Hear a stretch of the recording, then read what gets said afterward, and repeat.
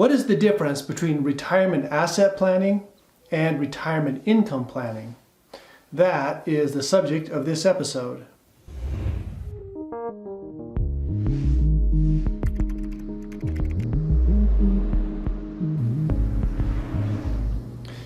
Welcome to another episode of the Financial Fast Lane. My name is Lane Martinson, and when we talk about asset retirement planning, we are really talking about the traditional concept of saving and investing for retirement and then spending those assets in retirement. But when we talk about retirement income planning, it is much more comprehensive regarding the distribution of those assets. It's about maximizing your income. It's about making the most of what you have. It takes into account a much more comprehensive view, such as taxes and sequence risk and healthcare issues, costs, and so forth, Social Security. There's many different elements that go into a comprehensive retirement plan. I want to share with you a video clip of a panel of experts. This is held at the American College in Bryn Mawr, Pennsylvania. 4 men on this panel, all with advanced degrees and experts in this field. It includes David Littell, who is the director of the Retirement Income Certified Professional Program at the college. It also includes Jamie Hopkins, who's one of the professors, Dr. Wade Pfau, who is a leading expert on research in this field and who has authored many books, and then also Robert Klein, CPA and practitioner in the program. In my book, Robert Klein, that you'll see in this video clip, is the one that wrote the foreword in my book, The Holistic Retirement Planning Revolution. Thank you, Linda. So it's nice and easy to follow up the last one, right? So we all feel good about that. Luckily, though, so we don't have to have one person that's that good as Bonnie, right? So we try to accomplish that with 4 people then. And I'll just I know we had a great introduction there. My name's Jamie Hopkins, and I'm a professor at the college, and probably a lot of you, or a good portion of you, I've taught at some point. We have David Littell on the far side, who is another professor at the college and runs our New York Life Center for Retirement Income at the college. Dr. Pfau here is one of the leading research experts out there in retirement income. And then we have Robert Klein here, CPA. He also holds the RICP, and it's actually a great example of a practitioner who's now in the coursework with us.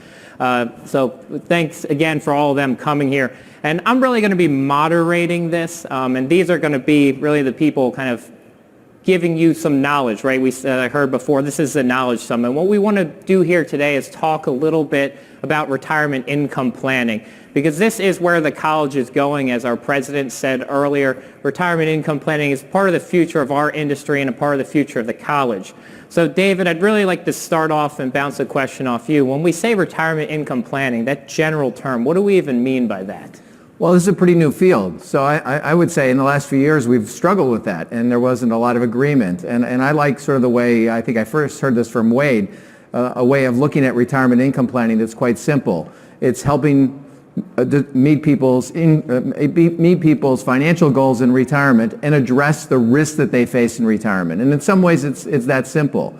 When we say, what are their financial goals? Well, we have to meet their income goals. That's probably the number one goal. But many people have other goals like leaving a legacy to their family or helping their grandchildren go to college. So there's other elements. And then there's about 18 risks that we talk about that are faced in retirement that's part of the planning as well. Yeah, so to meet this kind of goal-based planning, right, is what we're kind of getting at. We need to meet all these goals, meet all these risks. So is there a process, I know there is a process, but can you go through what is the process that we use and kind of talk about for retirement income planning? Well, I think that there's a real temptation in retirement income planning to look at the various issues one at a time.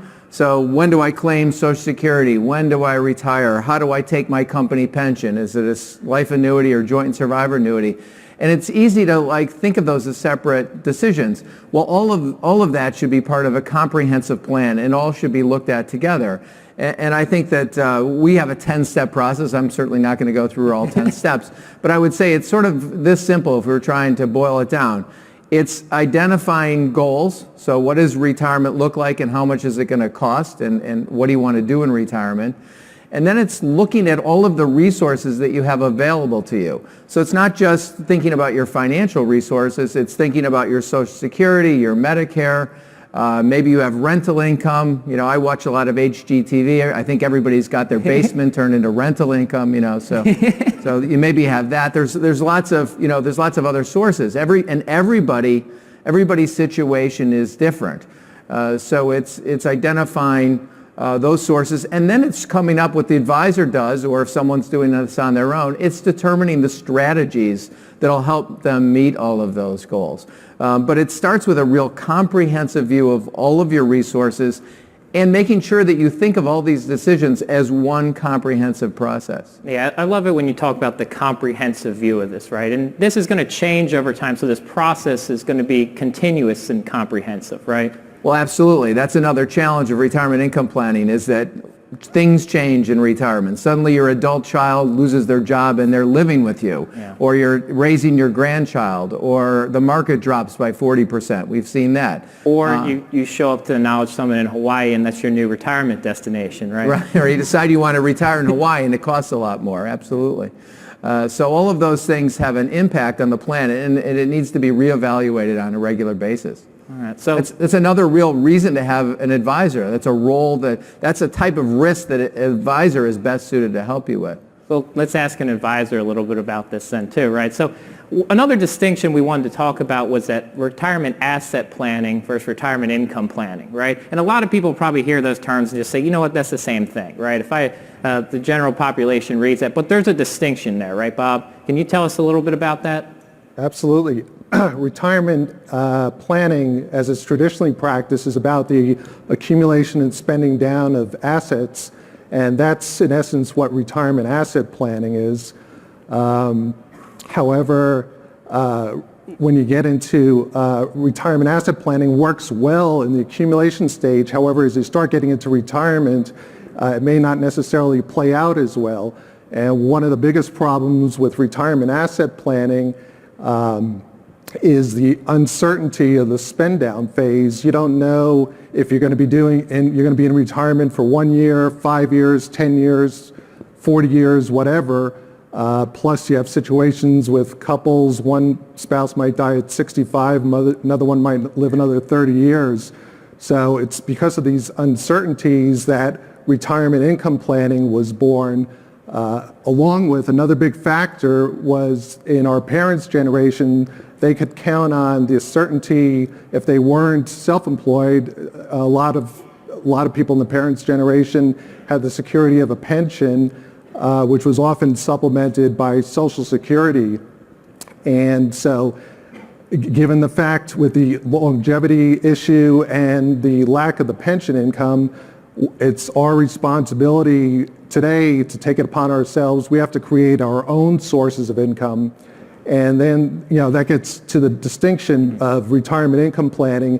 Instead of being about assets, it's really about expenses. You have to sit down and take a hard look, figure out what are your expenses going to be year by year in retirement on an inflation adjusted basis, and compare that to your after-tax sources of income. And so that's really the distinction. And that seems pretty challenging too, right? And as we're talking about this process, it's going to be difficult. So, Wade, maybe I'll bounce this one off you. What are some of the challenges that we see come up with retirement income planning? What are some of the big issues that we see? Well, I think that just naturally there's a lot of ways that people can get on the wrong course in terms of people think about retirement income planning and just they assume they're not going to live very long in retirement. And so they start planning around the idea that they may only last for 5 or 10 years into retirement. And they're not thinking long-term strategically, how can they develop the best plan over their lifetime? So in this regard, they might claim Social Security earlier. They might not take advantage of things like Roth conversions where they could pay a little bit more tax today in order to pay a lot less tax later on. And the reality, though, is if somebody only unfortunately ends up having a short retirement, their retirement wasn't very expensive. Their heirs are still going to be in good shape. The consequences financially of a short retirement aren't really the focus that people should have. They should be thinking much more long-term picture in terms of, well, if they do live a long time, that's going to make their retirement more expensive. How are they going to finance that? What can help them? And that's where that long-term perspective, long-term thinking can pay off. Being patient about when to claim Social Security, doing other things like buying an income annuity, which really only starts to pay off after getting beyond their life expectancy, paying some taxes now, doing Roth conversions and things that really integrate into a more comprehensive plan that's going to work better in the long term so that they don't outlive their assets and they can still have a comfortable lifestyle when they get to 90 or 95 and beyond. Yeah, I think that's the whole longevity risk there is really important. The fact that a lot of clients do underestimate how long they're going to live, which I'm sure most people in the audience has, had that experience before. And actually, Dave and I, with the college, did research on kind of literacy, and you can actually ask them, people kind of the same question in a different way, and you'll get a different answer, right? Where we ask, would you plan on living to age 90? And what you see is a lot of people say, no, I don't really plan on living to age 90, and so I'm not going to plan for it. But then you say, if you had a 25% chance of living to an age, right, would you plan to live there? And then they all start saying, yeah, 25% is pretty good. And as we know, right, when you're 65, you got about a 25% chance to make it to age 90. And a lot of people don't see that. And Dave, what are some of the big challenges that you see that people run into with their retirement income plans? Well, I think one is, I want to mention two. One is this issue of figuring out how much retirement costs. People don't do very much budgeting. And so really, it's a basic role of a financial advisor, but it's a hard one, is to help people understand where they're spending money and where it's going and what it means to them. What's the spending that's most important to them? If they have to jettison some of that in retirement, you certainly want to get rid of the things that really don't mean as much to you. The other part is when we think of this comprehensive process involving dealing with risks, as we say, we talk about 18 different risks. And you really do need to address all of them. I mean, your plan, I think you need to build a checklist, and an advisor who's doing a plan for someone should identify, how does this plan address longevity risk if you live a long time? How does this address long-term care risk? What's going to happen if the laws change and Social Security benefits are cut back? How does the plan address that? So I think those are the real challenges. Bob, did you want to add one too? As far as challenges? Yeah, what is the big challenge you see, at least with some of your clients then? One biggie is just putting the income taxes into perspective, figuring out on an after-tax basis. A lot of people think they need X dollars a month to live on, and they're forgetting about the taxes, that those X dollars are going to come from after-tax money. So that's a biggie. Yeah, tax issues are incredibly complicated. Our tax code probably could be fixed a little bit, right, and made a little bit clearer for people. Now, Wade, I want to bounce it back over to you. So we've got these challenges, we've got a process, but there's a lot of different schools of thought out there on this, right? So what are a couple of the schools of thought, and what's kind of the main one that you kind of gravitate towards? Yeah, that's a great question, because as I have a blog and write about retirement income planning for advisors and consumers, and I really started to notice that there's two completely different ways to view retirement income planning, and that you can ask basic questions and get the opposite answers. And so I tried to figure out, well, what are the distinctions? And I just call them probability-based and safety-first. To generalize to some extent, probability-based is more associated with investments. Safety-first is more associated with insurance. But they just answer the same questions in completely different ways. They have different investing approaches. They have different ways of framing what is a successful retirement. And there's a whole lot that can be talked about there in terms of briefly, the probability-based approach. It's building the investment portfolio. It's where things like the 4% rule, that if you withdraw 4% of your assets, that's going to be sustainable over retirement, using a pretty aggressive asset allocation, 50 to 75% stocks. Historically, that would have worked over different 30-year periods, focusing on a total returns investment portfolio, focusing on the overall lifestyle goal, and then you don't retire until you've saved enough that when you use the 4% withdrawal rate, you meet your spending goals. Whereas safety first, well, first say there's no such thing as a safe withdrawal rate from an investment portfolio. That's inherently a contradiction. When you have volatile investments, there's no withdrawal rate that that when you are going to then keep your spending constant at that level, that there's no guarantee that's ever going to work. So they tend to shift away from thinking about a total investment portfolio to, well, let's look at what are the essential expenses, what are the discretionary expenses, and let's invest for each of those differently.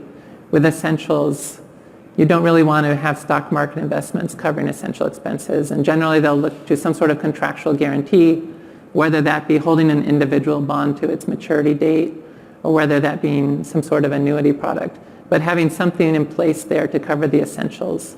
And then for discretionary expenses, to the extent that those don't have to be met, the retirement can still work out pretty well. That's where you could then think about investing in the stock market. And don't think about what is the safe withdrawal rate, things like that. Just try to focus on at least having the essentials covered. And there's also something we hear about, right, the life cycle investment theory. So how does that fit into this whole process and mindset too? Yeah, life cycle investing, life cycle finance, that's really from the academic world of financial economics.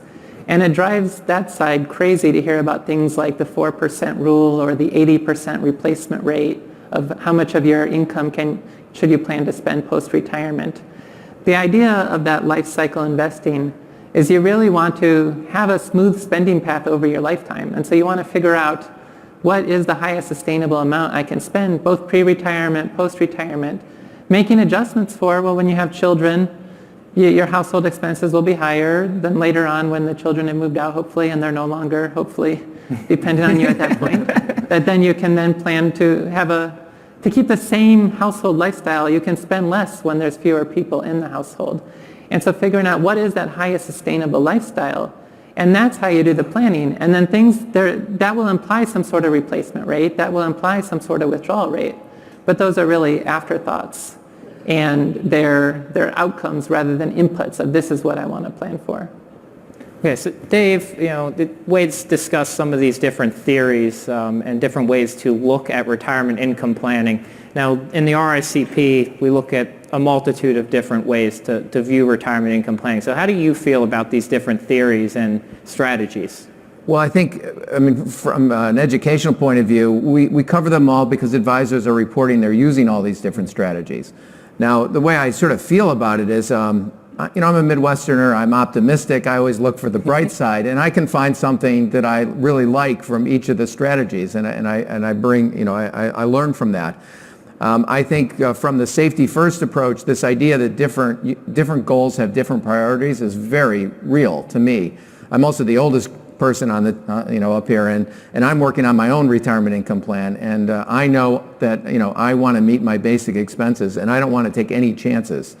So I'm starting to buy some income, so I make sure that happens.